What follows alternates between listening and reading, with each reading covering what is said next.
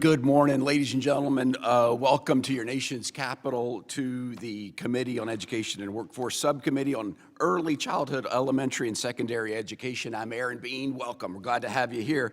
The subcommittee will come to order. I note a quorum is present. Without objection, the chair is authorized to call a recess at any time. If you want to find Aaron Bean at the mall or in the library, I'm going to give you a hint where I love to be. It's the self-help section of the books. I'm a junkie. I buy them all the time. I have a little mini library.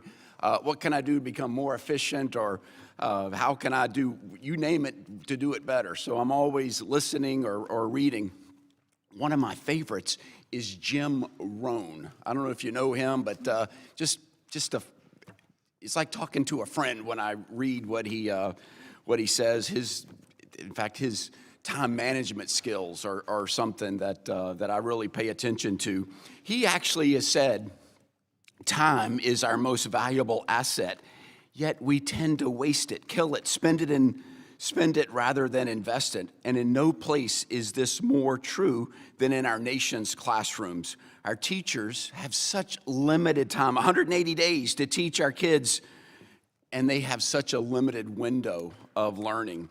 New research published early this year by NWEA Research shows that 4 years after the pandemic, 8th graders are still a full year behind in math and reading. In fact, the average U.S. student would need more than 4 months of school to catch up to pre-pandemic achievement levels. We've had a committee based solely on how far behind the United States truly is after the pandemic. But right now, out of 38 major countries, the U.S. sadly ranks 26, are you kidding me? 26 in math, 6 in reading, and 10th in science globally. We don't have any time to waste, and that should be a wake-up call to everybody. We've got work to do. So while the good news is we've turned to in-person instructions, it's clear that our kids are in trouble. Why? Rather than a curriculum that focuses on helping students bounce back from COVID setbacks, our children are taught race-inspired ideology. Today, we're here to discuss the dangers of an inherent in the curriculum being taught in American elementary and secondary schools. Chief among these dangers is that schools are substituting the traditional narrative of this great but flawed nation with political story built on racial resentment and collective guilt. The force is called critical race theory, or CRT. It's a neo-Marxist ideology that's crept into classrooms across America, and it's now reshaping how young people interpret their identity, and it's changing how they see themselves, each other, and our country. Now, you may hear people say, oh, this isn't happening. No, that's just a thing of the past. That can't possibly exist in American K through classrooms today. Well, we've got evidence that it does, and by taking these key elements and thrusting them on young, impressionable people, that it's happening. Don't believe me, we've got an all-star panel representing these 50 states that'll come bring their testimony. CRT teaches that every interaction between people is a struggle between oppressors and victims. It tells children that race alone defines them. This ideology creates division where none needs to exist, breeding mistrust, resentment, and even hostility between young people who would otherwise share healthy friendships. Examples of CRT are abound in the classroom. Take, for example, California's Ethnic Studies Model Curriculum. The program is rolling out next year and will require students to evaluate how their race, gender, class, and sexual orientation involve oppression. Additionally, CRT's framework is distorted and applies how further division foster animosity among the Jewish people. We've had numerous examples that fail to give the full context of Jewish history on the Israeli-Palestinian conflict. We've had a meeting about that as well, that anti-Semitism is alive and well in high schools across America. This isn't just about race or ethnicity. In Chicago, public schools have integrated gender ideology into their curriculum. Kindergartners now learn about anatomy, and by 5th grade, students are introduced to concepts like puberty blockers. Even more alarming, the U.S. Department of Education is quietly backing these approaches. In 2023, it tied diversity, equity, and inclusion priorities to the longstanding American history and civics grants programs. Parents see this as a clear signal. CRT is coming to the local schools. But I've got good news, America. There are alternatives out there. Some that we'll hear from today. The 1776 Unites, the Jack Miller Center, and the University of North Carolina School of Civic Life and Leadership are organizations and initiatives built to emphasize the importance of civics, understanding America's founding principles, and promoting a free exchange of ideas. Now, 10 or 20 years ago, we would just simply call this history. That's what we would call it. Now it's borderline rebellious to teach the importance of the American founding and the virtue of self-governance. The stakes could not be higher. Time is ticking. Remember Jim Rowe? We got math and science to teach. So why are we even wasting any time on crazy stuff? Woke curriculum seeks to reshape the very foundation of Western civilization by rejecting the values of individual liberty and responsibility that underpin our society. It's educational malpractice to teach a generation of children to feel ashamed of who they are or see themselves as victims without hope or change. We must fight for our kids in education. The future of our nation depend on it. That's why I'm looking forward to our hearing. We've got a great panel that we'll get to in just a few minutes. We'll have a great, robust discussion and questions. And so sit back and tune in. Thank you for America for watching as we have an important hearing on curriculum in America. I now yield to the ranking member for an opening statement. Thank you, Chairman Bean, and thank you to the witnesses for being here today. And as we discuss the state of our K-12 education system, I want to emphasize that the federal government does not dictate curriculum, nor should we. This was once a non-controversial bipartisan value, and I find it interesting that many of my colleagues view school curriculum as a state and local issue only when schools are teaching topics in a way they agree with. The majority titled this hearing Back to Basics, America's Founding, Civics, and Self-Government in K-12 Curricula. Yet they often advocate to block the teaching of facts and ideas set by state and local communities. Based on today's testimony, one thing my colleagues and I can agree on is the importance of civics education. Students should be critical thinkers and informed participants in our democracy. They should know and understand accurate and culturally relevant history. I strongly support the great work of organizations like the National Center for Civics Education, which runs excellent programs like Project Citizen, with a civics education program for middle, secondary, and post-secondary students, as well as youth and adult groups. In my home state of Oregon, high school teams participate in the center's We the People competition, organized in Oregon by our local nonprofit Civics Learning Project. And I assure you that the students who participate know more about the Constitution than most members of Congress. And although we appear to support civics education, states and school districts ultimately decide what to teach their students. That is how our national public school system has worked since America's founding. So instead of spending time interfering with state and local decision-making, we should talk about issues that Congress does have the power to influence. We should talk about the unmet needs of students, particularly students with disabilities, students from low-income families, students of color, students who need counseling or behavioral health care, and youth experiencing homelessness or living in foster care.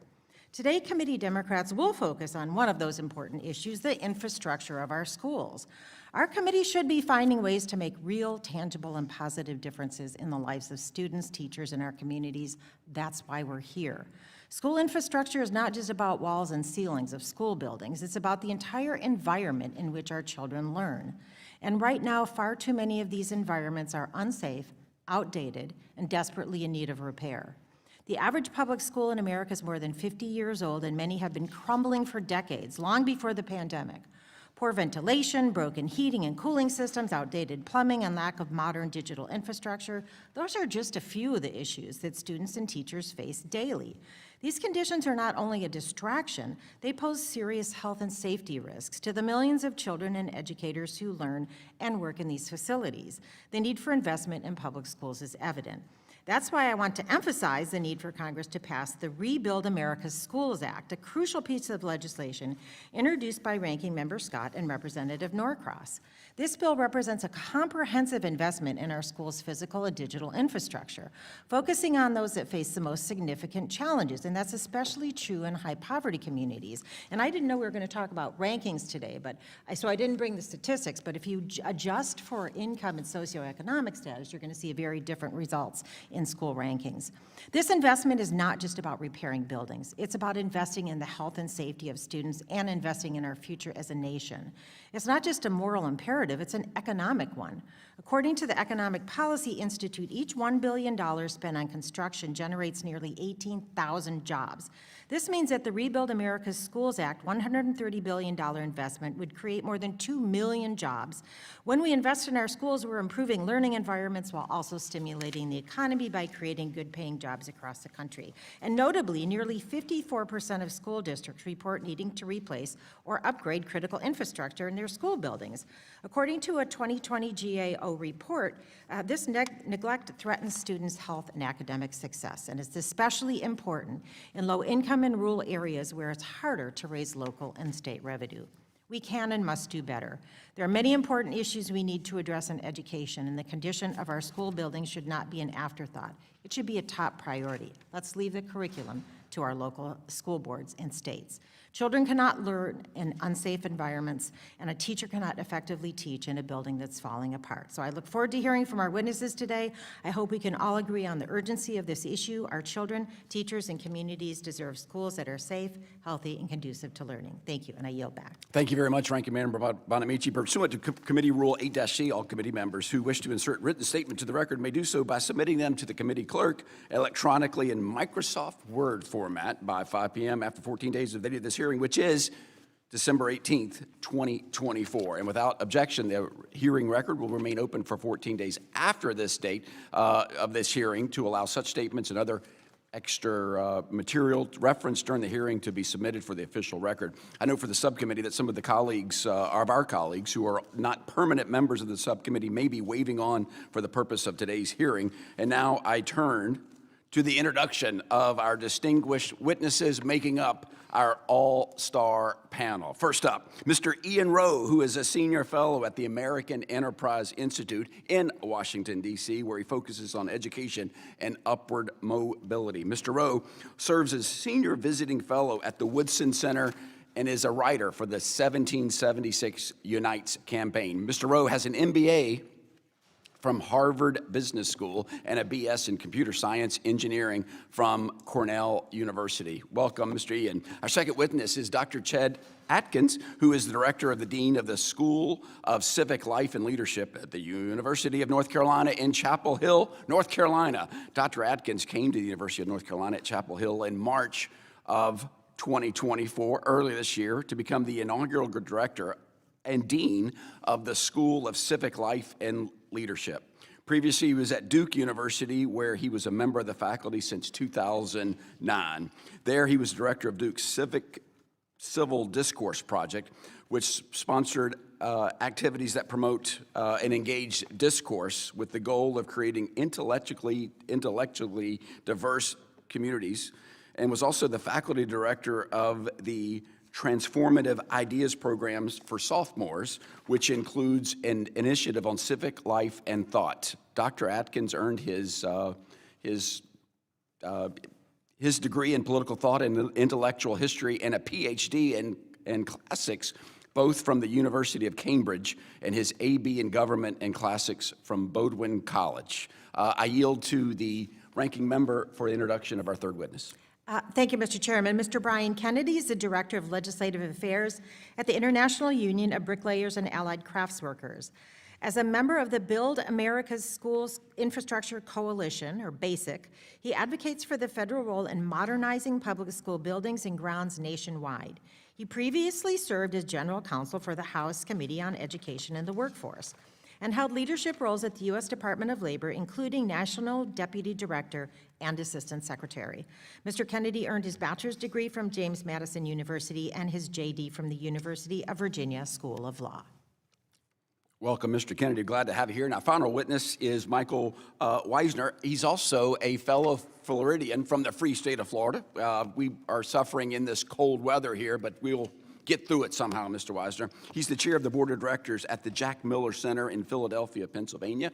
Mr. Weiser began his tenure as chair of the board of directors in March of earlier this year, and serves as general partner of Lowell Associates LP, a private investment partnership, and as chair emeritus of the National Conference on Citizenship, the board which he led from 2008 to 2016. Mr. Weiser received a Bachelor of Journalism degree from the University of Missouri. A native of Chicago, he resides in Miami with his wife and serves as chair of the History Miami Museum from 2016 to 2020. We thank you for being here today, all of our witnesses, and I've mentioned to everybody except Mr. Kennedy this 5-minute rule where everybody gets 5 minutes, including our witnesses. Make the most of it. If you stray, I'll give you a little tiny tap, but no need for that. We're going to have a robust discussion. So welcome, and with that, I am pleased to introduce and welcome Mr. Rowe for your testimony. Good morning, Chairman Bean, Ranking Member Bonamici, and all of the committee members. Thank you very much for the opportunity to testify on America's founding, civics, and self-government in K-12 curricula. I join you today wearing 3 hats. First, as Chairman Bean mentioned, as a senior fellow at the American Enterprise Institute, where I research education and upward mobility, and also lead something called the FREE Initiative, where I study the intersection of family, religion, education, and entrepreneurship.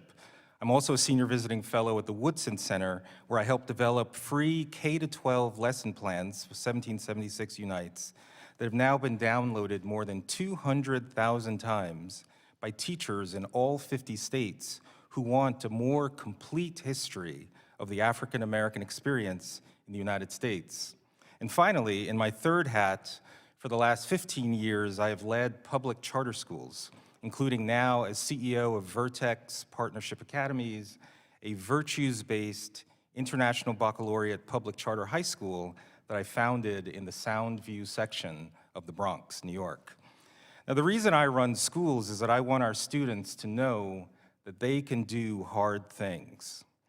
Even in the face of inevitable challenges, they can lead virtuous, self-determined lives with meaning and purpose in a country that is not hostile to their dreams. The guiding premise is that a self-governing, civil, and free society depends on a society populated by individuals who understand their history and who have the ability to self-govern their own behaviors that are both constrained and liberated by a set of common civic virtues. Towards this end, our high school Vertex is organized around the 4 cardinal virtues of courage, justice, temperance, and wisdom. These are called the cardinal virtues from the Latin root cardo, which means hinge, because they are the root virtues upon which all other standards of moral excellence depend. Our students also recite the preamble to the Constitution each day to remind them that we are the people to shape the future. In an environment that promotes school choice, efforts like what we're doing at Vertex, the Woodson Center 1776 Unites curriculum, and the 9th grade curriculum that we're now developing at AEI in partnership with Johns Hopkins to cultivate personal agency within students, these are all necessary given the infusion of divisive ideologies now appearing throughout our K-12 system, which posit this oppressor versus oppressed framework based on identity groups in every American law and institution. Unfortunately, examples abound, such as the discredited New York Times 1619 Project and the Pulitzer Center, who produce curriculum like reparations math that promote Black dependency, or spread other falsehoods that America was founded as a slaveocracy and not a democracy, or that the founding principles were false when they were written, or that the country was founded in 1619 and not 1776. These are all falsehoods. Yet, Atlantic Magazine just published The Death of American Exceptionalism, which makes the case that young Americans no longer believe that their country is anything special. In the early 1980s, 67% of high school seniors agreed that, quote, despite its many faults, America's system of doing things is still the best in the world, end quote. 67% in the early 1980s, that number has now fallen to 27% in 2022. As a school leader, I believe we must encourage a certain reverence for the Constitution in today's students, especially given the document's remarkable endurance in helping our country navigate the arduous path of fixing past wrongs for nearly 250 years. The key is to be honest. Those who seek to teach a sanitized version of history to achieve some false sense of patriotic education do our country and students a disservice. And ironically, so do those who cherry-pick the most egregiously cruel acts to weave together a narrative of a permanent American malignancy of racism or some other form of oppression. In order to achieve civic pride, we must have the confidence to tell the totality of American history in K-12 schools, warts and all. As a dividend, by telling the truth of the inspiration and the setbacks, the adversity and the triumph over adversity, we will also inspire a reverence for liberty and the American experiment. Thank you. Well done, Mr. Rowe. Thank you so much. Up next is Dr. Atkins. You're recognized, my friend. Welcome. Chairman Bean, Ranking Member Bonamici, distinguished members of the committee, my fellow citizens. Thank you for inviting me to speak to you on the topic of civic education and in particular about the School of Civic Life and Leadership at Chapel Hill, at the University of North Carolina at Chapel Hill. The acronym for the school is SKILL, and that's how I'll be referring to it in my remarks this morning.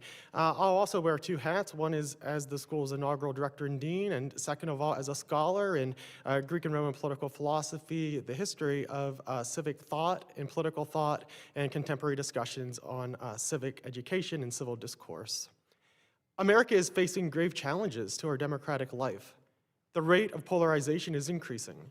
Civic knowledge is lacking among our college students, the majority of whom lack elementary knowledge of our democratic institutions, such as the basic powers of our federal government or the purpose of the 13th Amendment.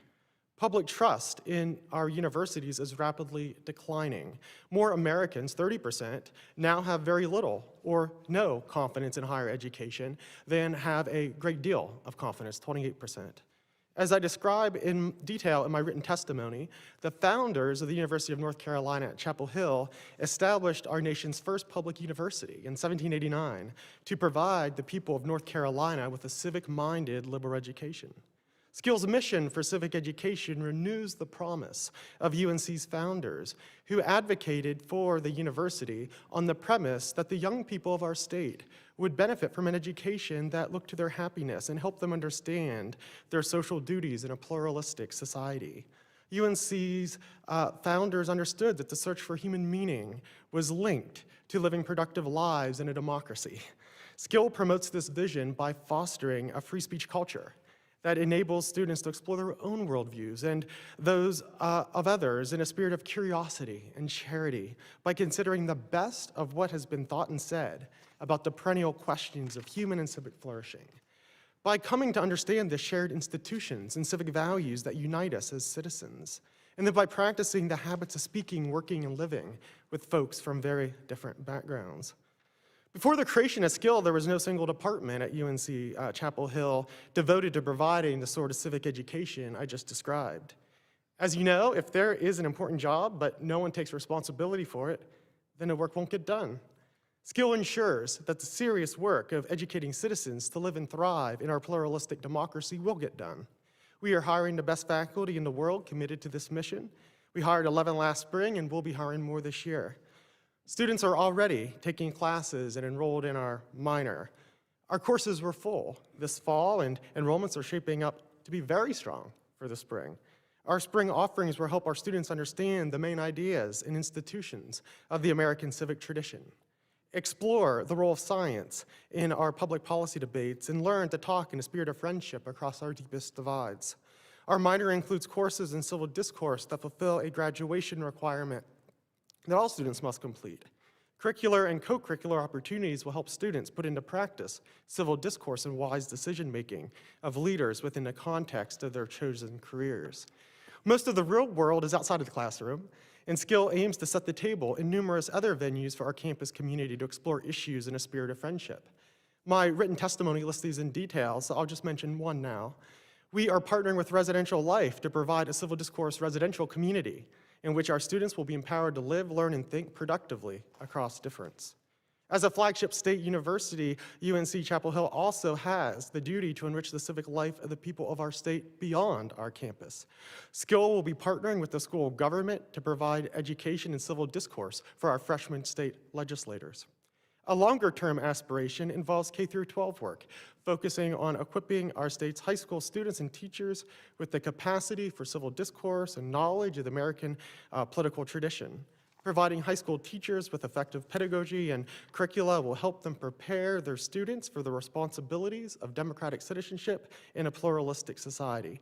Among college students, developing the capacities for leadership, civil discourse, and achieving deep civic knowledge is especially important for those who may become our future school teachers and who will educate the next generation of citizens who are the future of our democracy. Those are just some of the ways in which Skill will educate generations of thoughtful citizens who can speak, live, and work in our pluralistic democracy. Imagine the impact of such a civic education after 40 years. I am convinced that our students will change North Carolina, our country, and the world. Thank you. Well done, Dr. Atkins. Thank you so much. Up next is Mr. Kennedy. You are recognized, my friend. Welcome. Thank you, Chairman Bean, Ranking Member Bonamici, and members of the committee. Thank you for the opportunity to testify today on the critical and urgent need for federal investment to modernize our nation's public schools. My name is Brian Kennedy, and I serve as Director of Legislative Affairs at the International Union of Bricklayers and Allied Craftworkers. I also serve as a board member of the Build America Schools Infrastructure Coalition, a diverse, nonpartisan coalition united in advocacy for a robust and reliable federal role in modernizing the nation's public school buildings and grounds. I speak to you today not only as an advocate for America's construction workforce, but as someone deeply committed to ensuring that every child in this country has the opportunity to learn and thrive in a safe, modern, and healthy school environment. A December 2023 survey of the United States Department of Education found that the average age of the main instructional building of our nation's public schools was 47 years. This means tens of thousands of our nearly 100,000 public schools were constructed during a wave of investment in the mid-20th century and have since fallen into disrepair. A 2020 GAO study found that an estimated 54% of schools need significant upgrades to their heating, ventilation, and air conditioning systems, and also had other major systems like roofs, plumbing, and electrical needing to be upgraded or replaced.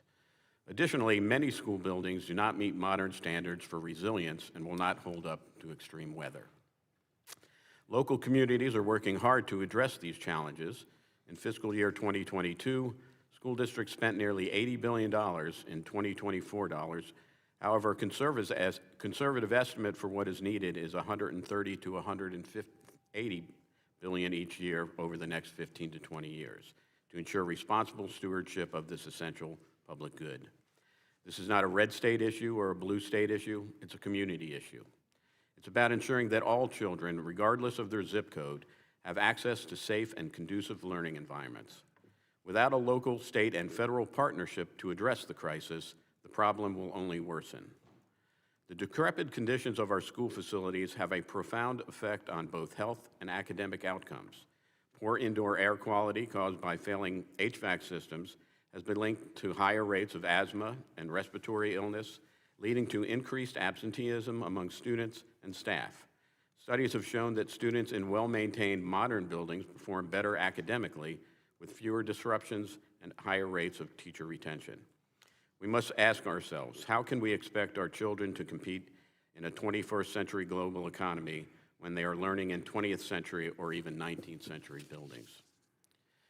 Investing in school modernization is not only about improving education, it's about creating jobs and bolstering local economies. Federal funding to address school infrastructure would directly support the construction industry, creating millions of jobs for skilled construction workers. These are good-paying, middle-class jobs that help families build stable futures while addressing a critical national need. Moreover, modernizing schools strengthens communities. Public schools are often the heart of local neighborhoods, serving as polling places and community meeting spaces. A federal investment in school infrastructure is an investment in the social fabric of our communities. Historically, the federal government has played a limited role in funding school infrastructure, leaving states and local districts to bear the brunt of these costs. However, the scale of the crisis demands federal leadership. In today's dollars, it requires a minimum of another $50 billion of stable funding per year over the next 15 years to directly support facility improvements. That is why the BAC has endorsed the Rebuild America Schools Act, RASA, legislation sponsored by Ranking Member Bobby Scott and Representative Donald Norcross that invests $130 billion in our nation's school infrastructure, improves students' academic performance, and creates more than 2 million jobs. And while we continue to support RASA, we are open to other creative approaches to addressing this critical issue. What we know for sure is that the status quo is not working. Today, I urge this committee to champion a bipartisan effort to provide robust federal funding for public school infrastructure. By doing so, we can ensure safe and healthy learning environments, create millions of jobs, strengthen communities, prepare for the future.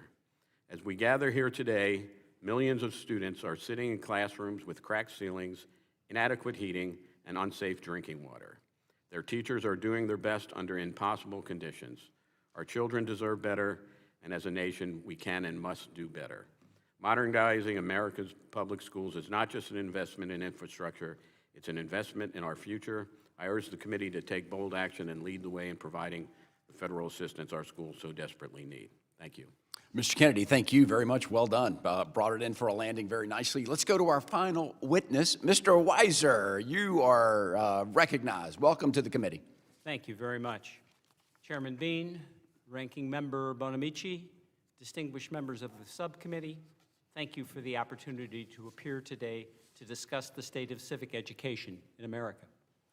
I am chair of the Jack Miller Center, a nonpartisan nationwide network of scholars dedicated to reinvigorating education in America's founding principles and history. I do this work as a volunteer, as a concerned citizen, and so it is a special honor to be here today to testify. Thank you. At the Jack Miller Center, we do not have a set of prescriptive policies to enact, let alone a model curriculum to suggest. Rather, I'm here to provide a descriptive vision of the democratic heritage we must pass to each generation of Americans. JMC stands neither on the right nor the left, but on the side of optimism about America's future and faith in its fundamental principles. We believe that the ideals of the American founding are the pre-partisan inheritance of every citizen, and we therefore believe that every citizen deserves an education in these principles. Anyone who has lived this decade can tell you our nation has had some hard days. During another bitter election season, civil dialogue was all but absent. From the news media to social media, even at our holiday tables, our current civic culture sees, not seeks, common ground. Especially troubling was a November 4th Wall Street Journal report that civics teachers were steering clear of the election or really any current political issue in their classrooms. Political campaigns and national issues are crucial opportunities for teachers to engage students in the democratic process and teach them to become thoughtful citizens. Yes, there are teachers who have taken it upon themselves to teach their personal politics, but many more teachers, I believe, understand their critical role and simply lack the confidence to lead their students in political discussions. They are provided with limited educational resources and limited content-based career development while having to cope with a volatile political climate and a culture that devalues what Americans hold in common. We need to work together to find solutions for this crisis of confidence. We need to support civics teachers in any way we can so they can teach students to grow into their roles as young citizens who take responsibility for self-government. I come with hopeful news today. Last month, JMC held its third National Summit on Civic Education. Our country is experiencing a renaissance of interest in civic education, and none too soon. At colleges across the country, traditional fields of liberal education, from history and political thought to philosophy and literature, have been disappearing. The move away from core knowledge has trickled down to the K through 12 classroom. For 20 years, JMC has worked to fill this gap by supporting scholars devoted to teaching America's founding principles in history. Our programs also aim to empower K through 12 teachers with a deep understanding of core texts, great debates, and great moments in our history. We work with the top professors in our network of 1,200 scholars to provide rigorous professional development and innovative classroom models that give teachers the knowledge and confidence they need. Across the country, we've found partners who share our reverence for the American political tradition. We have witnessed, for example, a rising desire to reincorporate civics into college university curricula, expressed in new programs at Stanford, Purdue, and Johns Hopkins, to name a few. And after decades of underfunding, a number of state legislatures are now stepping up to provide support for interdisciplinary departments at public universities dedicated to the kind of education and staffed by leading political scientists, historians, economists, and other scholars that you heard about today from Judd Atkins. Another benefit of this emerging movement for civics in higher education is advanced civic education for teachers. Arizona State University and Utah Valley University, the latter in partnership with UVU's School of Education, have introduced innovative graduate programs for civics and history teachers to advance their knowledge of the subjects they teach. The beating heart of American civic education will always be at the K through 12 level. We need to redouble our efforts to teach students about all of America's history, the good and the bad. The occasion of America's 250th birthday presents an opportunity for this civic education renewal. We believe that the civics curiosity that characterized our bicentennial can again take hold in 2026, and we certainly need to make the most of that opportunity. Thank you very much. Thank you, Mr. Weiser. Well done. Well done. Under the Committee Rule 9, we will now question witnesses under the 5-minute rule. I will begin first and will recognize myself for 5 minutes, put the clock on me. So I've made some bold statements. I've said critical race theory is here. It's taken over our schools. I need some backup. Mr. Rowe, is it true that critical race theory is here in American schools? Unfortunately, the answer to that question. Put your mic. You say yes? Is it yes? Yes. Should we be worried about it? Unfortunately, the answer to your question is yes. Okay, Dr. Atkins, is it here? Am I just making this up? Is the chairman crazy, or is it really here? Well, this is not my... Yeah, critical race theory in high school is not my area of expertise, so I will yield to Dr. Rowe on this one. Very good. We're not teaching critical thought, though. That is your expertise. And we could do better teaching kids how to think. Yeah, certainly, students come in to college, as I said before, not prepared to have conversations across difference. And the good news is the desire for them to have conversation across difference is very high, but their own assessment of their preparedness is very low. 10-4. Mr. Weiser, I know you're specializing in civics, and I appreciate your voice. I can tell there's great excitement and enthusiasm, and you sense, you must have read Mr. Roan's book about a sense of urgency to get it done. Civics, is there a problem with civics being taught in American schools right now? Turn that mic on, Mr. Weiser. Certainly there's a gap, and it cannot be filled with alternative theories about how we came to be. We have something in common.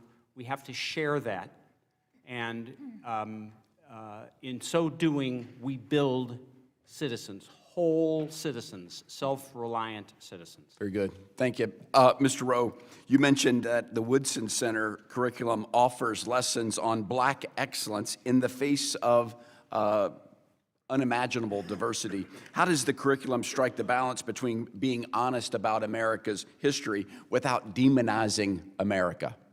Good question. And just on your question earlier about critical race theory, it's important to recognize some of its original constructionists, they define critical race theory. It embraces incrementalism. Unlike traditional civil rights, critical race theory questions the very foundations of the liberal order, including equality theory, legal reasoning, Enlightenment rationalism, and neutral principles of constitutional law. This is exactly not the type of theory we need taught in our schools, nor the practices such as privilege walks or professional development, which separates teachers by race and other destructive actions. In terms of the Woodson Center curriculum, this concept of teaching American history, warts and all. Let me give you one example from the free units we've created. The Tulsa Massacre is often a topic that's controversial in how it's taught. Some people say it's not taught at all, or it's sanitized. In our curriculum, the first lesson within the Tulsa Massacre is all about how was it that during Jim Crow segregation, could these black entrepreneurs raise capital, build wealth, create Black Wall Street? If that kind of success could have been achieved when racism was essentially enshrined into law through Jim Crow segregation, why can't that same level of success be achieved today? So that's the first lesson. The second lesson then talks about the Tulsa Massacre in all of its horror, not sugar-coated at all. You just be very honest about what occurred. But then the final lesson is about the rebuilding of Tulsa. And our sense is that's the approach through the entire curriculum. Tell the entire story. Have confidence that American history, rightly told in a comprehensive fashion, will inspire the very reverence I think we all seek. Thank you, thank you. Dr. Atkins, you touched briefly on what you're doing. You're teaching kids to think and having a space where there can be a dialogue of diversity. Tell us how you have set UNC Chapel Hill on fire and the whole nation now is watching. What's going on there? Well, that's a big question. But essentially what we're doing is inviting students in to have conversations across difference, giving the capacity in the classroom and outside of the classroom. And fundamental to this is having, again, understanding the American political tradition. So they're reading the founding documents, they're reading the Declaration, the Federalists, Anti-Federalists, the Gettysburg Address, the Emancipation Proclamation, letter from the Birmingham jail, and then also being exposed to and participating in the vigorous debates of liberty and equality. Creating diversity of thought. Thank you very much. I know we'll hear more with other questions. I have to call the gavel on myself because my time has expired. I now recognize Ranking Member Bonamici. You are recognized 5 minutes. Thank you, Chairman Bean, and thank you to the witnesses for your testimony. Very much appreciated it. I want to reiterate that the federal government does not and should not dictate curriculum. And you're using the term critical race theory without really defining it. And as you likely know, is a legal theory posited by Derek Bell, who happened to be the dean of my law school, but is not a K-12 issue. I have to say, your own witnesses, Mr. Chairman, support an accurate teaching of history. And I don't think any of us debate that students should be taught an accurate rendering of history. I support a public school system where every student has access to a well-rounded education that includes civics and the arts and the humanities. In fact, Dr. Atkins, you make a very good case for liberal arts education at the university level, and it's a conversation I hope to have someday in the Higher Education Subcommittee. I don't think you will find a disagreement about that, but you mentioned also the lack of confidence in higher education. I've sat in this committee for several years and heard numerous times my colleagues on the other side of the aisle bash higher education. And I recall several years ago a senator who was once running for president saying we don't need any more philosophy majors, we need more welders. I happen to think we need both. Does anybody disagree that we need both philosophy majors and welders? Nobody's raising their hand there? I like welders that study philosophy. Perfect. But this is supposed to be a hearing about K-12 curriculum, but we are not a school board. And instead of discussing the details of what schools are teaching, we should focus on who has access to high-quality learning environments. And that's something that does, in fact, fall under the purview of the federal government. Our focus should be on equity of opportunity, and it's impossible to achieve educational equity when school segregation remains pervasive. Many more students attend schools in high-poverty districts than low-poverty districts, yet high-poverty districts spend about $1 billion less on capital construction. So, Mr. Kennedy, how does the investment gap exacerbate segregation? And why is it important for Congress to include funding for school infrastructure in its year-end funding package, as well as the next fiscal year budget to make long-term investments in new school construction? Well, thank you for the question. Yeah, the inequity in our school system is really reflected in the facilities that the students are attending. As you mentioned, high-poverty schools are not in a position to do the kind of financing that other schools can do. The vast majority of funding for school facilities comes from the local level. The State of Our Schools report indicated it was about 77% local, which is mostly based on property taxes, 22% state, and the federal government at 1%. So the inequity in our educational system is reflected throughout in every aspect of education, and it sends a bad message to students that we send them to go to schools that are falling apart. And on the contrary, think about the message it sends for students to go into a school building that's fully equipped and healthy. In the district I happen to represent, I have some brand-new school buildings in wealthier districts, and I have some really old buildings that are in need of desperate repair, particularly in the more rural areas.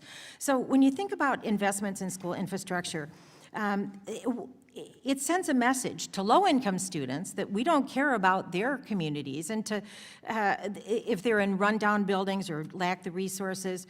What message does it send to parents? What message does it send to the community? And how does having a dilapidated and outdated school building affect the surrounding community as well as the students who go to school there?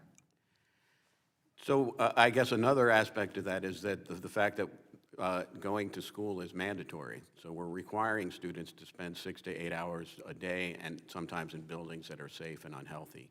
So as I said, it sends a bad message to them that we don't think their education is important, that we don't think they're important, that their community hasn't invested in them. And when a new school building is built or a building is renovated, what does it do to the surrounding community and the property values? It helps. And it also creates jobs, good-paying jobs that are career-sustaining jobs. It creates other jobs in the community for suppliers and others who participate in that. It reflects throughout. Investment in infrastructure is an investment that creates growth, and so pays for itself to some extent. I appreciate that, and I'm just about out of time, but I want to reiterate to my colleagues, this is something we can and should be doing. We want every student to be learning in a building that is safe and clean with safe drinking water and the technological advancements that they deserve. So I would like to see that investment made, and I urge my colleagues to continue the conversation, and I yield back the balance of my time. Thank you very much. Let's go to the great state of Pennsylvania. Mr. Thompson, you are recognized for 5 minutes. Chairman, thank you so much. I know this hearing, thank you to all our witnesses for being here. I know this hearing is not about infrastructure, but I will say we don't need new legislation when it comes to infrastructure, being a recovering school board member, but what we need are some corrections in terms of Congress at some point meeting its obligation of 40% funding for special education. That was the promise was made when IDEA was enacted into law. We're in the teens, we're nowhere close, and quite frankly, I'll put a plug in for my ACE Act, All Children Are Equal, when it comes to Title I funding. As many of the schools you're talking about maybe would have some additional, quite frankly, financial assets to be able to invest more in their schools. So we don't need more bureaucracy. I think there's some things that we need to correct. Thank you again for our witnesses. Mr. Weiser, thank you for your leadership of the center in Philadelphia area. Incredible organization. I'm looking forward to actually working more with you on this. In your testimony, I was particularly struck by your statement that we have a crisis of knowledge in the country right now when it comes to civics education, and unfortunately, I agree. As you noted, I believe that there's no time better than the present to address this crisis, given the 250th celebration of our nation's founding coming up in less than 2 years. I've often said that education is a pathway to opportunity, and I believe there's no better occasion to help promote our nation's history, values, and traditions than our 250th birthday. So, Mr. Weiser, how do you think we can use this upcoming celebration to inspire the next generation of civic leaders?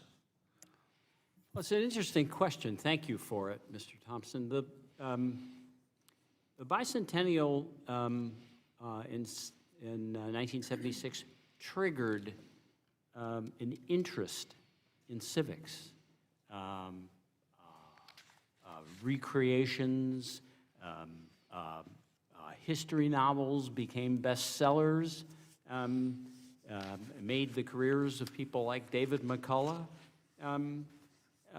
We think that same interest can be kindled in 2026. We've worked closely at the Jack Miller Center with Victoria Hughes, whom you may know, who is the co-chair for civics education for America 250. I think that's also a start, because we'll have a second 250th celebration coming up some years after, on the 250th founding of the Constitution itself. And so this runway, if you will, creates a real opportunity to rekindle interest and activity. Yeah, I think it's an exciting opportunity, absolutely. As we've heard in your testimony, part of the issue is a crisis of confidence in the classroom. Unfortunately, too often these days, facts are being needlessly politicized. For example, I think everyone can agree that all voting age adults in this country should be able to name the 3 branches of government.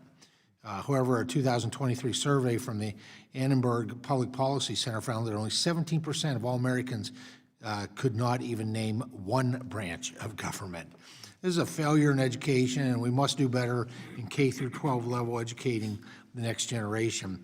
And each year, I'm proud to organize and participate in an event called Government Outreach back in my district. I use local universities. I represent a third of the landmass of Pennsylvania, so we spread these 3 things out for accessibility. And the event is for high school students throughout the Northwest and Central Pennsylvania, an opportunity to get involved in government, ask questions, and discuss current issues with a variety of speakers from different backgrounds. And over the years, I found that what makes events like these so successful is that high school students have rarely had the opportunity to interact with their government at any level or ask meaningful questions of their elected officials. And trust me, these kids are prepared when they show up for government outreach days. I get my hardest questions from them. So, Mr. Weiser, given your work at the Jack Miller Center, how can we as a nation make government and civics more personal for our nation's youth to help educate them about our history, civil discourse, and our nation's values? Thank you for the question. We can talk about buildings and curricula and all the rest, and those are important elements, obviously, in an educational system. But they're 2 intangibles. One is curiosity. We talked about that before. The other is confidence. Are we arming our teachers with what they need to do a really good job of teaching our culture, of teaching our history, of teaching our way of doing governmental business? I mean, these are things that, when we boil it all down, we all have.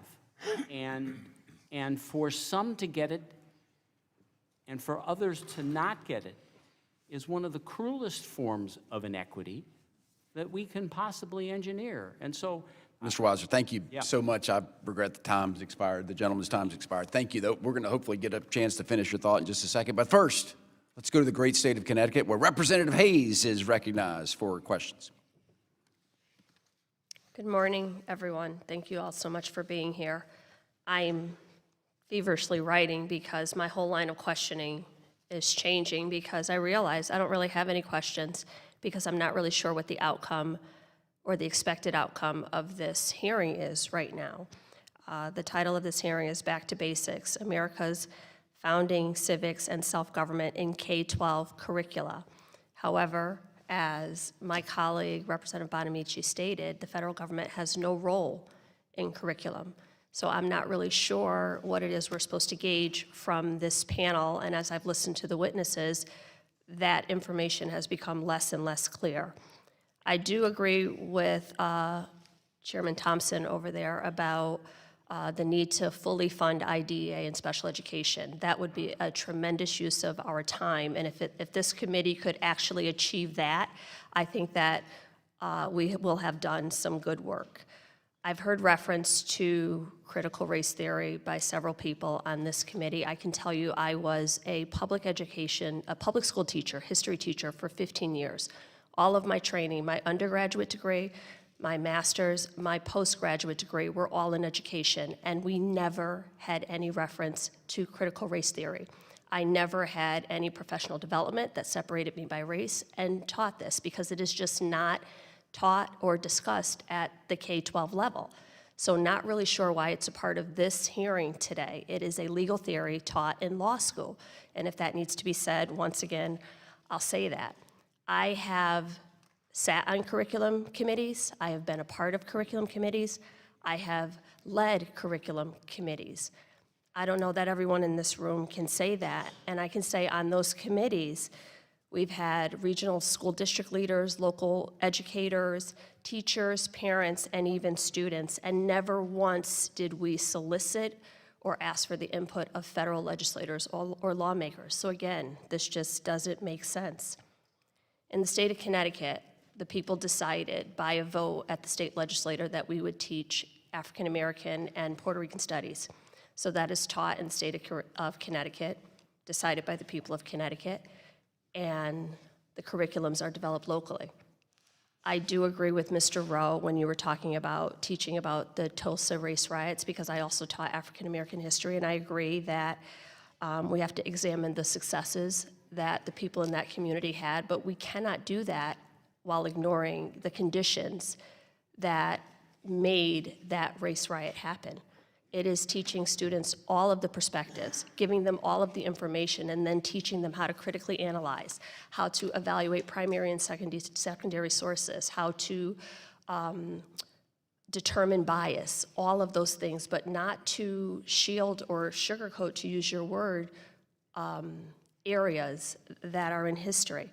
I've never seen, actually, federal law prohibits the federal government from exercising control over local curriculums.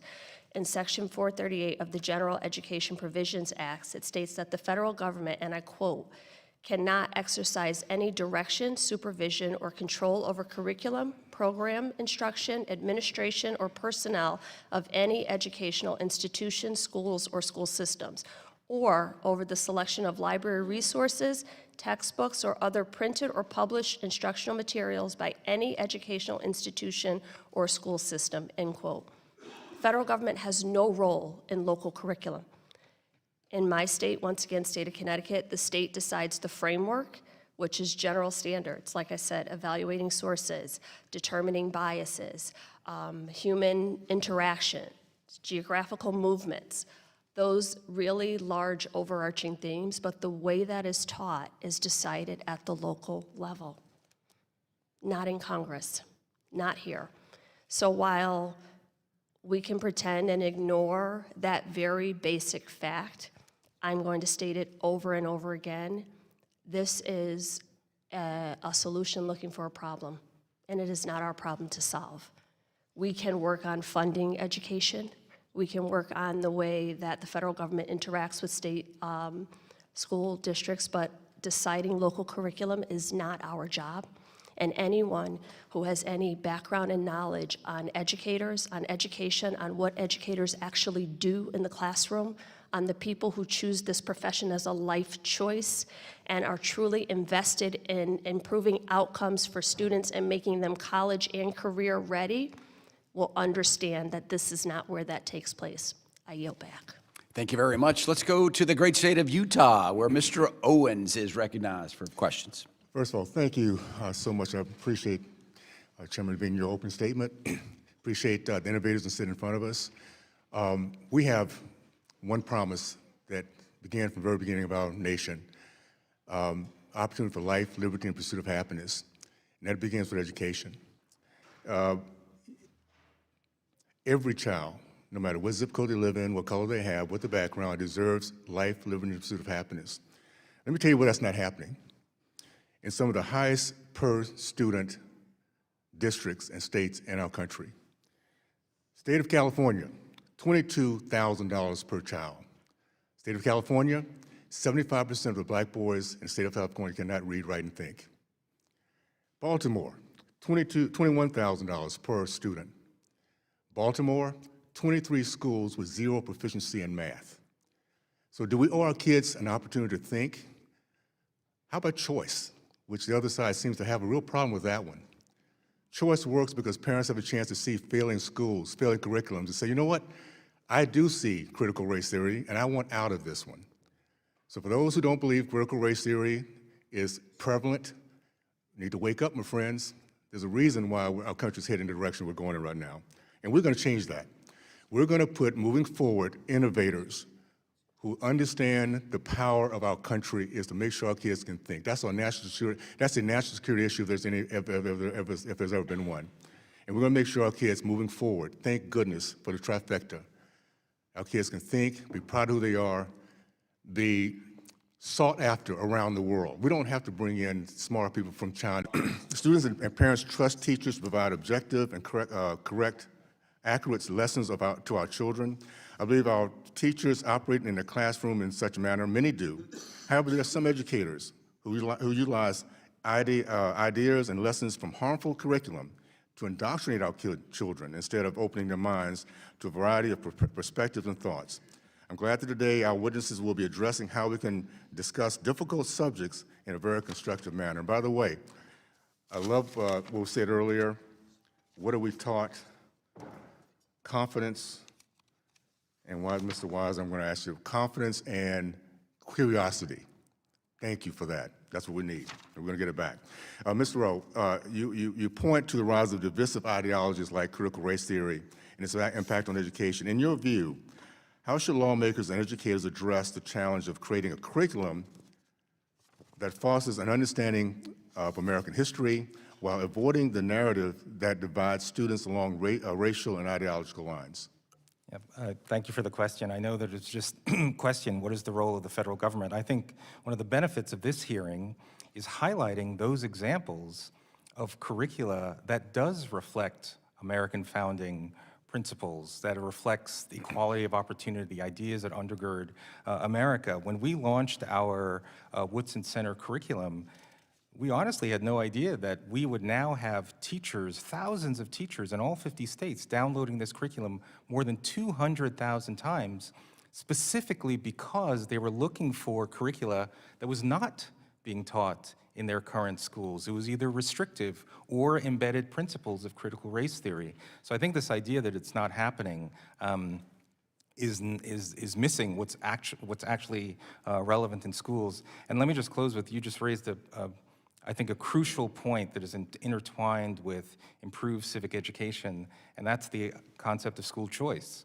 We launched our school in the Bronx in a school district in which only 7% of kids graduate from high school ready for college, right? That means 93% of students started ninth grade and either dropped out over the course of 4 years, or they did earn their high school diploma, but still could not do math nor reading without remediation if they were to go to school. And yet in New York City, there's a cap on charter schools. If you had the idea to create a great school, you couldn't do it.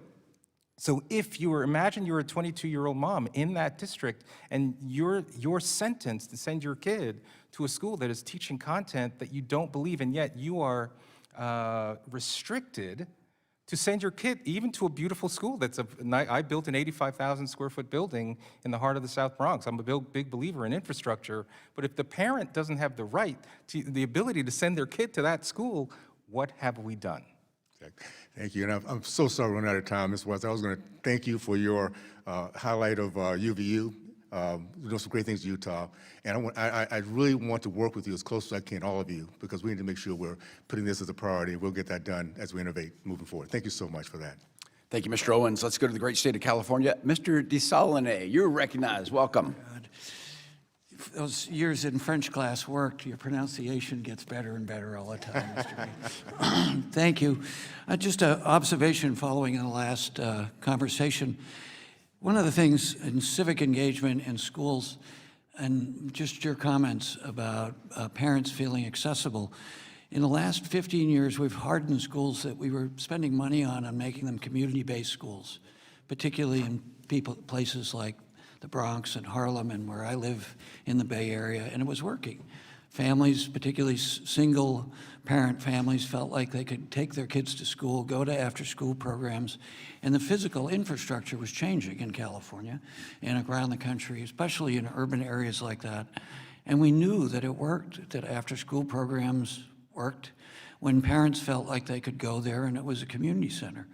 One of the things that's so discouraging in the last 10 years in particular is we've had to harden all those schools. I mean, we had to because of violence in schools, about the access to guns in this country. So the cause and effect on citizenship, I think it's just so remarkable to sit here and listen to citizenship and the basic principle of schools being community centers in this country where people and parents and kids can go and interact. And we know that when parents are engaged with their kids physically and emotionally, and in disadvantaged communities where they can go and feel safe there. And what we've done, because we allow for the proliferation of weapons in this country, is just astounding to me on citizenship. Just my 2 cents worth listening to this. Mr. Kennedy, it's great to see you, looking very distinguished. I know that Mr. Scott and I didn't give you any of those gray hairs that you have, but they look distinguished. I want to ask you about the Governmental Accountability Office, and 2/3 of school districts in the U.S. have schools with physical barriers that limit access for kids with disabilities and maybe out of compliance with the Americans with Disability Act. School districts cited finding constraints as a challenge to bringing their facilities into compliance. So in the context of my earlier conversations and just how we've had to reprioritize for affected communities, do you have comments about that kind of money and disadvantages civic engagement from at-risk kids and kids with disabilities? Thanks for the question. Good to see you again. Yeah, the gray hair does come whether you want it or not.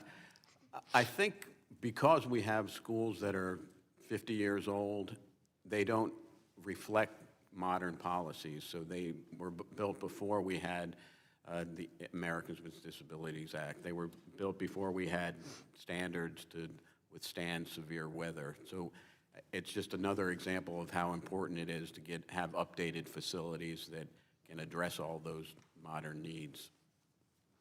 I wanted to ask you about the federal assistance from the American Recovery and Reinvestment Act and the requirement in ARA of 2009 to comply with Davis-Bacon provisions to make sure in my community that make sure that local highly trained people go in and actually do the work. That as a former small business owner, you could physically see the effect of that as that's multiplied into the community. So could you speak to the importance of having Davis-Bacon provisions in this, in terms of civic engagement, that those folks go out and they work on the schools, their kids often go to those schools, but they get livable wages in high-cost areas like the ones I represent in the Bay Area. So Davis-Bacon was enacted to protect local standards, and part of it was because local workers have pride in the work they're doing and care about what they're giving to the community. Davis-Bacon was enacted back in the 1930s, and the sponsors were John Davis, a Republican senator from Pennsylvania, and Robert Bacon, a Republican congressman from New York. It was signed into law by Herbert Hoover. And those members who sponsored the original law did it because they wanted to protect local standards. It's important to have good wages and benefits to help your community. And that Hoover, you know, he's a socialist from the Bay Area, or at least for 4 years. Well, I want to thank you for those comments. I do really want to thank the chair and the chair of the full committee and the ranking members. I think this is a good subject, civic engagement and education at the federal level, although our limits around curriculum that's been stated, but still the importance of our engagement in it. It clearly is needed on a bipartisan level, and hopefully future hearings will be more like that. Nice to see you, Mr. Kennedy.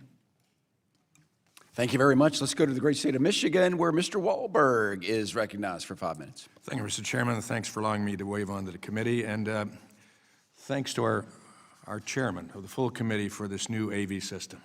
It's been a long time coming, but we're enjoying it today. I thank the committee for holding this important, and I believe it is an important hearing today, that we ought to be considering, because 9% of federal funding goes to K-12 schools, but 90% of our bureaucracy, regulatory environment goes to our K-12 schools. So we're having an impact. Our children's future is built on the education foundation they receive in their elementary and secondary school. Rightfully so. Education is not listed anywhere in our federal Constitution, and federal government should not dictate curriculum in schools. I'll say that very clearly. It is therefore the critical role of the state and local leaders to rigorously vet all curriculum in their schools, and parents have a right to know what their students are being taught so they can be partners in their child's education and ensure their child is in the best setting for them to thrive, even if it's a charter school. We have known for years that despite historic investments in education, buildings and other things, schools failing our next generation are prevalent. In Chicago, my hometown, 2 out of 3 students in 3rd through 8th grade cannot read proficiently. And when compared to other highly developed countries, the U.S. ranks 26th in math. The pandemic highlighted these deficiencies even further. Parents finally had a window into the indoctrination that was taking place, with teachers focusing on CRT that they were indoctrinated in the schools of education from which they gained their degrees, rather than reading, writing, and arithmetic. School staff were more concerned about their own pronouns rather than students understanding how to use a pronoun in a sentence. And perhaps most concerning, school districts and states saying to parents, quote, "You don't have a right to know what's happening to your child in school." This is wholly unacceptable, and why parents across the country have said enough is enough. Mr. Rowe, thank you for your efforts and your examples that it can be done. You mentioned that teaching critical race theory distracts from widespread academic underachievement. Could you elaborate on this a bit more and explain in your view the harm of teaching CRT to students, and again, confirm that there is CRT being taught in our local K-12 schools?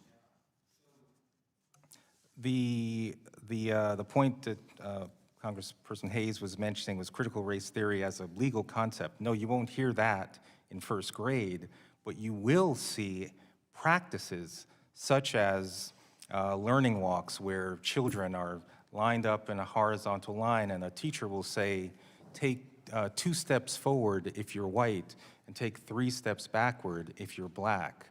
Or there will be different policies around state assessments if there are racial disparities in outcomes, and this ideology that racial disparities must equal racism or structural racism, so therefore let's eliminate objective assessments and standards. Those are the specific practices undergirded by the ideology driving critical race theory. So those things are very, very prevalent, and we all want to eliminate those kinds of practices, but then I come back to this point of choice. If you're a 22-year-old mom who has a 5-year-old kid and you want the best for your child, you don't have time to wait for all these magical improvements to occur. You want the ability to send your kid to a great school today. And so this conference, I think, is very, very important, and it has to be intertwined with the importance of school choice. Thank you, Mr. Rowe. Dr. Atkins, congratulations on your show of success as well. I know you've spoken a lot about the role that social media plays in coarsening our civil discourse. How have you seen social media harm young people, especially when it comes to fostering values key to a self-governing society, such as civil dialogue and mutual understanding? I just finished reading The Anxious Generation. I agree with most all of what I read in there, and I'm shocked with what I've seen. But could you respond? Sure. Well, social media incentivizes people often to think in terms of in-groups and out-groups, and often in binaries. There's like and dislike buttons, and there's no maybe-like buttons. Civil discourse is a human work that requires face-to-face interaction and trust that's acquired in formal and informal settings. And that's one reason why we at Carolina are setting up a civil discourse community so that students can have those late-night dorm conversations, getting to know one another face-to-face. Thank you. My time has expired. Thank you very much. Let's go to the great state of Virginia. Mr. Good, you are recognized for 5 minutes. Thank you, Mr. Chairman. The most historical state of all, the great state of Virginia. Mr. Rowe and our other witnesses, thanks for being with us here today. We continue to hear stories of how and where CRT has been incorporated into government school curriculums, blaming everything on race, looking at everything through a racial lens, determined to divide students and individuals based on race, designating victims and oppressors based on race, dishonestly presenting our nation's founding and our history, denying the progress that's been made in this country. For example, the election of a black president, the election of a black vice president, our current black House minority leader, and yet somehow Democrats repeat the lie that CRT is not in our K-12 schools. Of course, we don't have in K-12 schools a class called CRT. But can you speak once again to how this harmful dogma, this harmful ideology permeates the classrooms and the curriculums in our government schools? Yeah, I did give a few examples, but let me also say we are so fixated on race. According to the nation's report card, the National Assessment for Educational Progress, there has never been a year in which a majority of white students are reading at grade level, at 4th grade, 8th grade, and 12th grade. So if we were to close this racial achievement gap that we often talk about between black and white students, all we will have achieved is achieving universal mediocrity. And so this obsession with critical race theory, we're spending so much time talking about issues of race when we have a widespread literacy crisis. It's a huge distraction.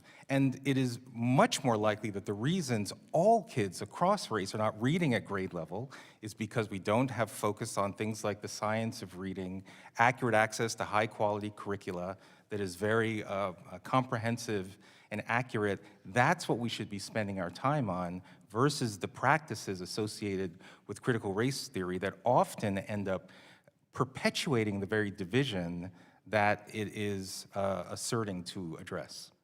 Widespread mediocrity does seem to be the goal of some, and you can see what the priorities are by what we fund. In Virginia, there's many examples of racist CRT ideology in our government schools. In Albemarle County, in the Charlottesville area, in my district, parents actually sued the government schools over curriculum infested with CRT because they understood that teaching children to treat people differently based on race is not only wrong, but it's illegal. That's why I sponsored a bill, by the way, Defending Students' Civil Rights Act, to clarify that it's a violation of the Civil Rights Act of 1964 to teach critical race theory in schools that receive government funding. And with all of these examples, it's even worse when it's the federal government that's funding it. And we got numerous examples of that. Schools use their COVID-19 funding to promote these CRT ideas under a guise of managing the problems, or managing the pandemic, I should say. Virginia's Board of Education reported that COVID-19 funds were used to support Virginia's, quote, roadmap to equity, end quote. The Virginia plan promises to advance racial equity and hold a commitment to the principles of anti-racism. Of course, the Biden administration has made racial ideology a budget priority, requesting $100 million in new spending recently to support racial and socioeconomic diversity in schools, calling for $468 million for a community schools program that embeds culturally relevant ideology and restorative justice practices. And then the Parents Defending Education's online indoctrination map shows hundreds of examples of government schools promoting CRT curriculum and policies that directly impact students.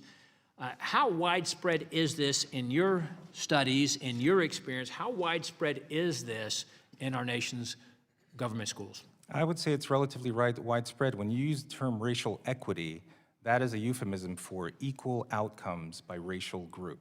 And so, for example, any racial disparity then becomes the goal is to close that gap. So again, I share that there has never been a majority of white students reading at grade level. So achieving racial outcomes by group, again, it's this idea of universal mediocrity, the idea of eliminating objective assessments at the state level. There are many states now that are eliminating, even in New York State, we're about to eliminate the New York State regents, which for years has been the gold standard for how a student would demonstrate that they actually know reading and math sufficiently to graduate. But those objective assessments are being eliminated across the country. It's a real tragedy because now they're being replaced with amorphous mechanisms by which students demonstrate that they're graduating from high school ready for college. Thank you, Mr. Rowe. Thank you, all of our witnesses, and I yield back, Mr. Chairman. Thank you very much. Let's stay with the great Commonwealth of Virginia and recognize the ranking member on the Committee of Education and Workforce. Mr. Scott, you're recognized. Thank you, Mr. Chairman. We've heard a lot about critical race theory, and it is, in fact, an elective taught in some law schools. So you need a high school diploma, 4 years of college, probably a year of law school as a prerequisite to even take the course. Students K through 12 obviously don't have that background, and calling every mention of race CRT is absurd. And furthermore, as it's been frequently mentioned on this side, the curriculum is not directed by the federal government. So if there is a decision to teach CRT and include CRT in the curriculum, the federal government would have no role in that decision under present education policy. Now, maybe we should revisit that policy and have the federal government involved in curriculum. So I'd ask Mr. Rowe, should the federal government direct how the Tulsa race riot ought to be taught? That's a great question. The answer is no. What I think is... Well, okay. Well, anybody on the panel think that the federal government ought to inject itself on local decisions on curriculum, whether you agree with what is in the curriculum or not? Anybody want the federal government in that? Okay. Well, again, I would just offer up that I think it's very helpful, again, as we've learned from the Woodson Center curriculum, there are hundreds of thousands of teachers begging for high-quality curricular resources because they feel what they're teaching is not representative. So when we have more than 200,000 downloads by teachers in all 50 states, that does suggest that there is a role for exemplars of high-quality curriculum. We're federal government, and the question was whether or not the federal government ought to inject itself in curriculum, and the unanimous response I heard was no, we should not involve ourselves in the curriculum. And so, Mr. Kennedy, welcome back to the committee. You've been here many times, and you've outlined the problem of school infrastructure and how the problem is worse because we fund local education primarily with the real estate tax, guaranteeing that low-income areas will have a harder time funding education than wealthier areas. How do low-income communities pay for schools now? Primarily through local property tax. And if they don't have much to deal with, that's why schools are 47 years old on average, and some a lot older than that. They just don't build schools. They postpone things, they patch things up, they try to make do. And so the problem that you've outlined will persist until the federal government steps up and helps. It needs to be a partnership, federal government, states, and locals. Let me ask in the final minute or two, ask the panel what we should be focused on to improve academic achievement, that is, to eliminate achievement gaps, improve graduation rates, and the problems that the gentleman from Utah outlined, where some schools just are simply not getting the job done. What should we be focusing on? Well, I would suggest ensuring that low-income families have the same privileges that middle and upper-class families have, which is the power of choice, which is the ability to move to the suburbs, to send their child to a private school or religious school or to the school that they believe is best for their child. And yet, most low-income folks in the United States live in communities in which they don't have that choice. So one of the first things we could do is make it so that universal school choice is the first element towards giving people a shot that want to give their kid the best chance at an education. Well, choice doesn't improve the schools. Does anybody else have a way to actually improve the academic achievement? Well, studies do show that better facilities that are safe and healthy and conducive to learning improve academic achievement. Thank you. And what else we should be focusing on to improve academic achievement? Well, I think one thing that's very important is providing our future teachers with the capacities to have conversations across difference, to teach those in the classrooms, and to provide civic knowledge such that our students, the majority of our students recognize that the legislative branch has the power to declare war, whereas right now only 1/3 of high school students or incoming college students recognize that So fact. improve teacher preparation. Anybody else? Thank you, Mr. Chairman. Mr. Scott, thank you very much. Let's go to the great state of North Carolina, where the chair of the Education and Workforce Committee is standing by, and she is recognized for 5 minutes of questions. Thank you, Mr. Chairman. I think this has been a great hearing, and I appreciate all of the witnesses for being here.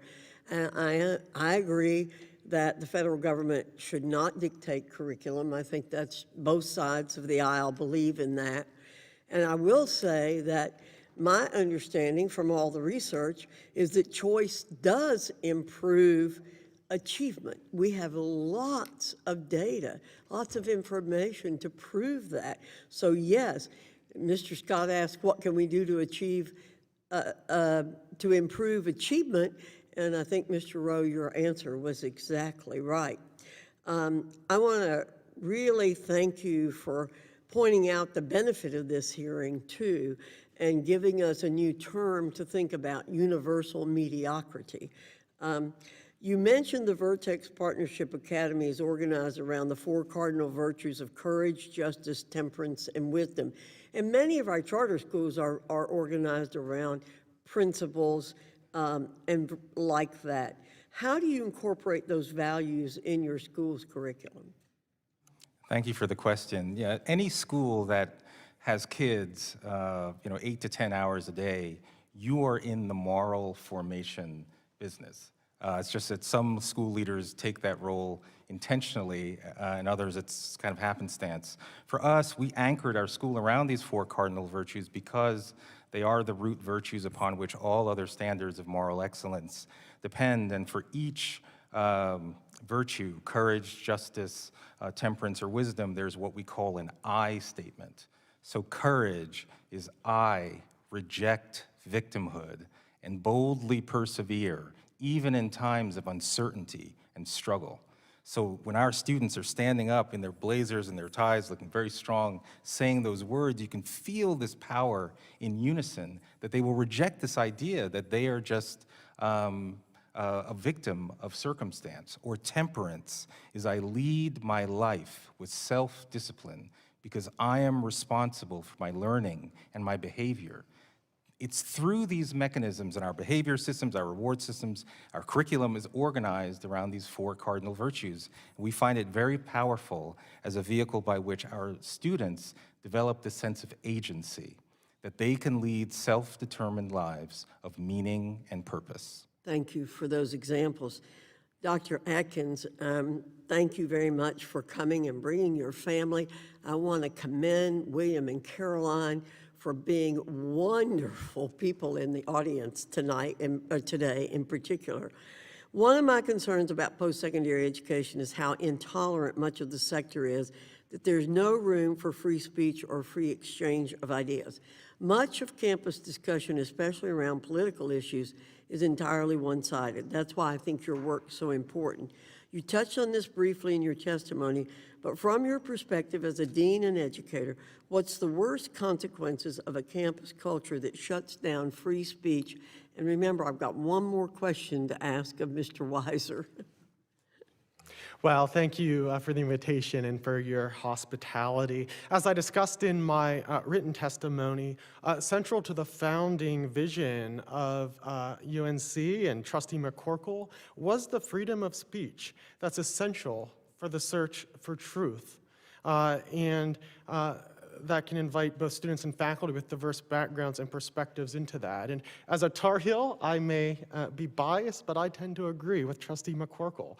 The search for truth is foundational to the mission of a public university like the University of North Carolina at Chapel Hill, and when the free exchange of ideas is hindered, that mission is in jeopardy. The mission of the university itself is at stake when we fail to provide space for the free exchange of ideas, and the covenant that we have with the people of our state is liable to be broken. Thank you very much. And, you know, for those of us who are from Carolina, we call it the university. Mr. Weiser, you mentioned in your testimony that many teachers have simply never been educated in how to lead discussions about current events, political debates, or our system of government. In your view, why have teachers been prepared so poorly, or often not at all, to lead these kinds of discussions? Well, what we are told repeatedly, and thank you for your leadership, Madam Chair. Thank you. What we've been told repeatedly is that in schools of education, they receive pedagogy, but very little content. And they are hungry for content. We have no difficulty drawing a crowd when we hold a seminar, a program with a senior scholar and high school or grade school teachers. They want it. They want it. They know they lack it. They know they need it, and they want it. And we also know from research that when we provide people who have strong content backgrounds but have never gone to a school of education, because of their strong backgrounds in content, they make excellent teachers often. Not always, but often. So you are verifying, again, what we know about the need for content. So thank you very much for doing that. Thank you, Mr. Chairman. I apologize for going over time a little bit, but I do think this has been an important hearing to expose to the American people the benefits of these programs that are being displayed here today. Many, many more out there, and we need to highlight those when we can. Thank you, Mr. Chairman. Thank you very much, Chairman Fox. What a great meeting we have had. We're nearing the end, and thank everybody. Let's go for closing statements. Ranking Member Bonamici, you are recognized. Thank you very much, Mr. Chairman, and thank you to the witnesses for your time, your insights, your expertise today. It's been a very interesting discussion, especially as a longtime supporter of civics education, but it's clear that we should focus on something we have the power to legislate, like school infrastructure, like supporting low-income students and students with disabilities, and supporting schools in rural communities. I agree with my colleague, Representative Hayes, who was agreeing with Representative Thompson that we should fully fund IDEA, we should fund Title I, and Mr. Rowe, you mentioned the need for professional development. Well, we have professional development. Let's fund Title II of the Elementary and Secondary Education Act. So there's been here too much discussion about curriculum, which is something the federal government, again, does not and should not dictate, and we all agree on that. I also call on my colleagues to stop highlighting politicized words like woke and CRT, particularly when they're not defined. We all agree that students should learn an accurate telling of history. So let's focus on an issue where we can and should take real action, like making our schools safe, modern, and conducive to learning. The Rebuild America's Schools Act is just one of many examples that offer a tangible solution to a real problem. It's an opportunity to invest in repairing and modernizing school facilities, particularly in underserved communities, creating jobs, improving conditions for students and educators. And this is not just about fixing broken infrastructure. It's about giving every child the opportunity to succeed in an environment that fosters learning. I want to note that there was a comment made by the gentleman from Utah about the Baltimore City schools, that students lack proficiency. I want to mention that it was national news a few years ago that multiple Baltimore City schools had to close because they lacked heat. I would like to enter into the record 2 articles, one that the Baltimore City schools closed because of a lack of heat, and another that the Baltimore City schools had to close because of a lack of air conditioning. Without objection, so ordered. Thank you, Mr. Chairman. It's extremely difficult for students to thrive in schools with poor ventilation, outdated technology, dangerous physical conditions, and we can't expect that teachers will be able to deliver quality education in buildings that are falling apart. It's a matter of equity, safety, and the future of our nation. So I hope today's discussion encourages us to act with the urgency this issue demands. Our schools should be a place where all students can reach their full potential. Thank you again to the witnesses. Mr. Chairman, I yield back. Thank you very much, Ranking Member Bonamici. I have a closing statement, but first, for the purpose of a point of personal privilege, the chair, very good. Very good. Panelists, I had high expectations for each of you. You heard me as I come in. I said you are an all-star panel. You exceeded expectations, and we had a robust conversation about curriculum. Let the headline project tomorrow morning that Congress agrees. We all agree. Do we agree on anything? We do agree on this, that the federal government shouldn't be in the curriculum business. The Constitution doesn't say it, and we acknowledge that we shouldn't be a part. But let this committee sound the alarm. How about that? We are failing. And to your point, Mr. Rowe, whites or blacks, we're all struggling. Any segment, we're all struggling to read and write. And before you can achieve anything, that's just the basics. And so going back to Mr. Rohn, we can't have a minute to waste as we go forward. So yeah, the alarm is there. We're mediocre in the world, and the world is a dangerous place, and we need bright minds to compete in tomorrow's segment. So it's a wake-up call as we go forward. We don't have the role, but state leaders, maybe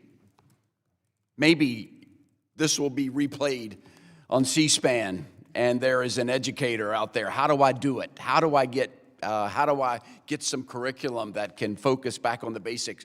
Call us. We've got our contact information for our all-star panel, and we can get you teed up on making it happen. Here's the irony. I know we talked a little bit about school choice. I know that's a subject for another day, but the irony is the programs of which all of you gentlemen are associated with are attracting families and kids who want